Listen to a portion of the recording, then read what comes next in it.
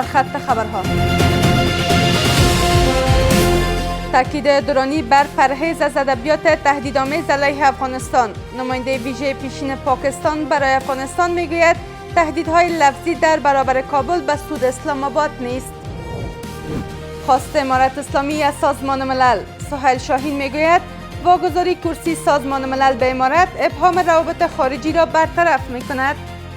بازی موضوعات سیاسی در بین است. هشدار برنامه جهانی خوراک از کاهش کمک ها. این نهاد گفته با بودجه کنونی امکان کمک رسانی ماهانه به 2 میلیون نفر وجود دارد. مشکلات فقر در افغانستان به شکل بنیادی حل شود. و هشدار تهران به واشنگتن. وزیر خارجه ایران گفت که زور را با زور پاسخ خواهند داد.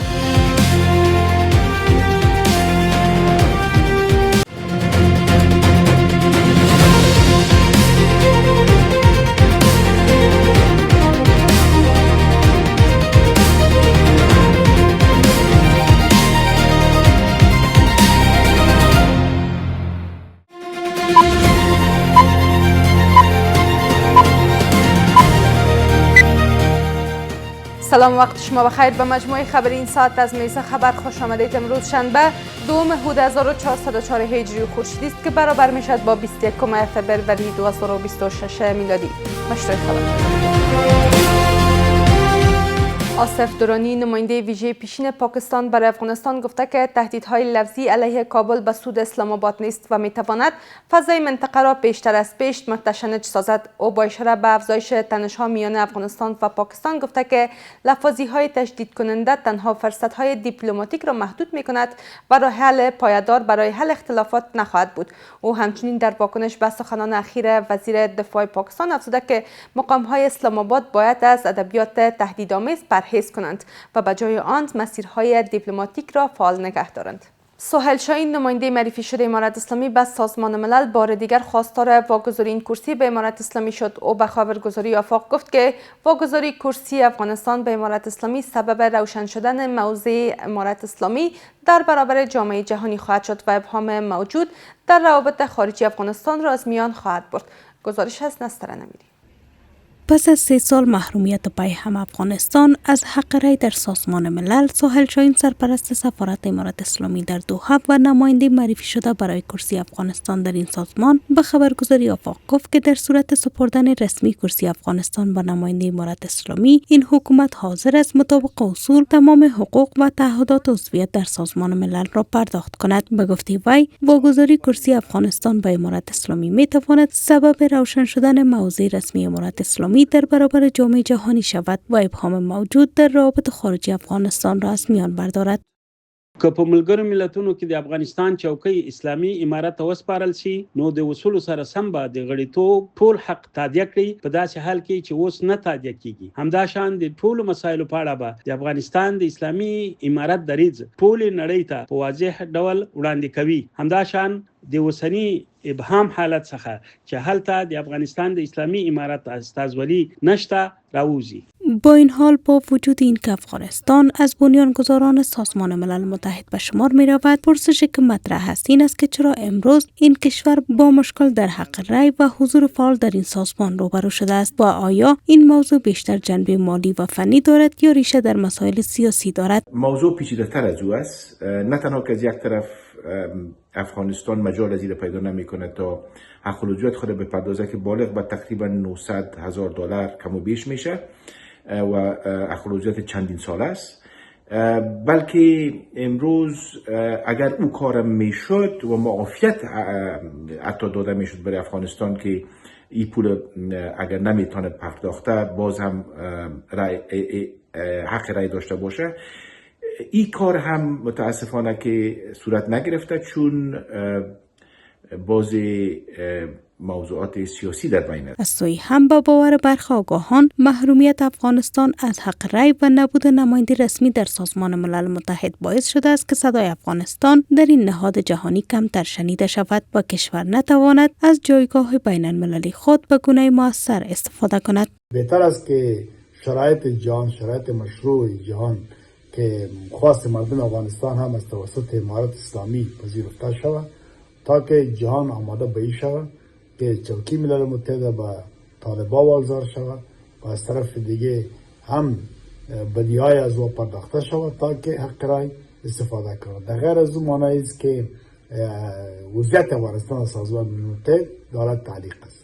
گفتنی است که پس از سقوط حکومت پیشین افغانستان به دلیل بدهی حق عضویت سالانه در حدود $200,000 مطابق مقررات مالی سازمان ملل برای سومین سال پی هم حق رای خود را در مجمع عمومی از دست داده است.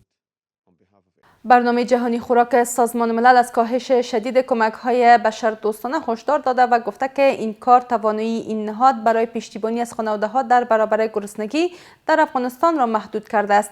این نهاد افزوده که با بودجه کنونی تنها امکان کمک رسانی ماهانه به 2 میلیون نفر وجود دارد. گزارش از اناهیتا اندر. برنامه جهانی خوراک در گزارش تازه هشدار داده است که کاهش شدید کمک‌های بشردوستانه توانایی این نهاد را برای حمایت از خانواده‌ها در برابر گرسنگی شدید به طور قابل ملاحظه محدود کرده است. این نهاد افزوده که با بودجه کنونی تنها امکان کمک رسانی ماهانه به 2 میلیون نفر وجود دارد، در حالی که 17.4 میلیون نفر به گونه فوری به کمک‌های غذایی نیاز دارند. در گزارش این نهاد آمده است که نیازهای بشردوستانه به دلیل اقتصاد ناپایدار، بازگشت گسترده مهاجران از کشورهای میزبان و کاهش بودجه بیش از پیش تشدید شده است. تا زمانی که فرصت‌های شغلی دوامدار و پایدار ایجاد نشه، مشکل فقر و بیکاری با یک قوطی روغن WFP و یا با یک قوطی یک بریارد UNDP حل نمیشه و معمولا این کمک‌ها در حالت اضطرار صورت میگیره که تنها میتونه به شدت فقر در کشور جلوگیری بکنه، اما هیچ گونه مسئولیت اقتصادی نداره.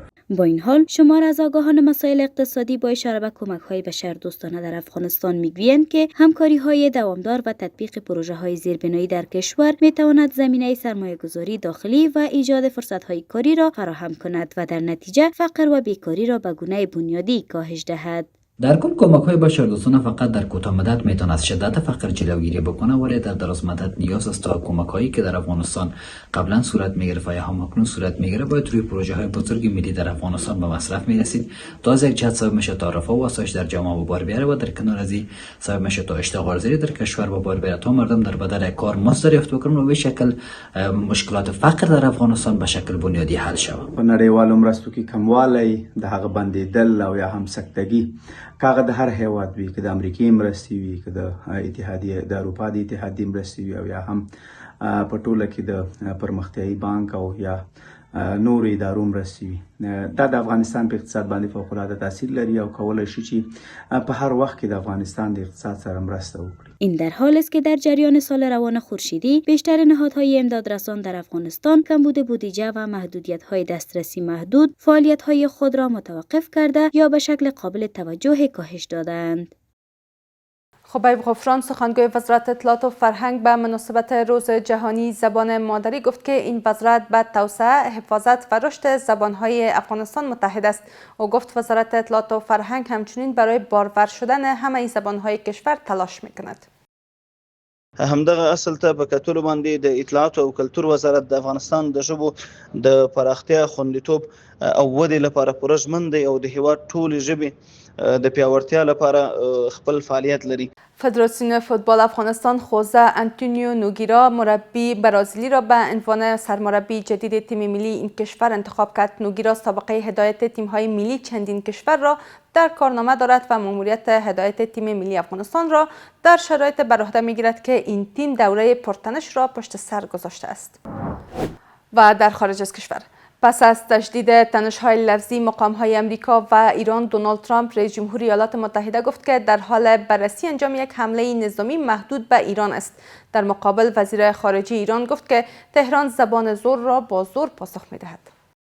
با افزایش تحرکات نظامی ایالات متحده در منطقه، گمانه‌زنی‌ها درباره احتمال تنش تازه میان تهران و واشنگتن شدت گرفته است. حضور همزمان دو نوع هواپیمابر در نزدیکی منطقه سطح حساسیت‌ها را بالا برده و بازار پیش‌بینی‌ها درباره سناریوهای احتمالی را داغ‌تر کرده است. همزمان با این، دونالد ترامپ رئیس جمهور آمریکا به خبرنگاران گفته که در حال بررسی انجام یک حمله نظامی محدود به ایران در صورت نرسیدن به توافق درباره برنامه هسته‌ای این کشور است. بهتر است برای یک توافق منصفانه مذاکره کنیم. بیشترین چیزی که می توانم بگویم این است که دارم انجام یک حمله نظامی محدود را بررسی می کنم. در همین حال عباس عراقچی وزیر امور خارجه ایران در گفتگوی تلویزیونی گفت که گام بعدی در مذاکرات بین دو طرف ارائه پیشنویس یک توافق احتمالی به واشنگتن ظرف چند روزی آینده است. گام بعدی برای من ارائه پیشنویس یک توافق احتمالی به همتایانم در ایالات متحده است. فکر می کنم در چند روز آینده این پیشنویس آماده خواهد شد. پس از تایید نهایی مقام‌های بالاتر به ویتکاف تحویل داده خواهد شد و شاید به جلسه دیگر برای گفتگو درباره آن نیاز باشد تا سپس کار بر روی متن آن پیشنویس را آغاز کنیم. امیدواریم به نتیجه مطلوب برسیم. این نقشه راه پیش روی من است و گمان نمی کنم زمان زیادی ببرد. شاید ظرف یک هفته یا کمی بیشتر بتوانیم مذاکرات جدی بر سر متن را آغاز کنیم و به نتیجه برسیم. عراقچی در بخشی از سخنانش پیام بعد ترامپ فرستاد و گفت که دولت‌های پیشین امریکا تقریباً هر کاری علیه ایران انجام دادند. جنگ، تحریم، مکانیزم ماشه و هر چیزی دیگر، اما هیچ یک نتیجه نداد. او خطاب به ترامپ گفت که اگر با مردم ایران با زبان احترام صحبت کنید، این مردم نیز با همان زبان پاسخ خواهند داد، اما اگر با زبان زور با آنان سخن گفته شود، آنان نیز همان گونه پاسخ خواهند داد. فکر میکنم ایرانیان نشان دادند مردمی با عزت هستند. ما فقط به زبان احترام پاسخ میدهیم. این همان روش است که باید با ما سخن گفته شود و نتیجهش را خواهند دید. این در حالی است که رئیس جمهوری آمریکا پیشتر در نخستین نشست شورای صلح غزه به ایران هشدار داده و یک مهلت 10 تا 15 روزه برای دستیابی به توافق معنادار با تهران تعیین کرد. سپاسگزاری میکنم از همراهی شما تا این دم. به همین ترتیب رسیدیم به پایان مجموعه خبر این ساعت از میز خبر. تا دیدار بعد.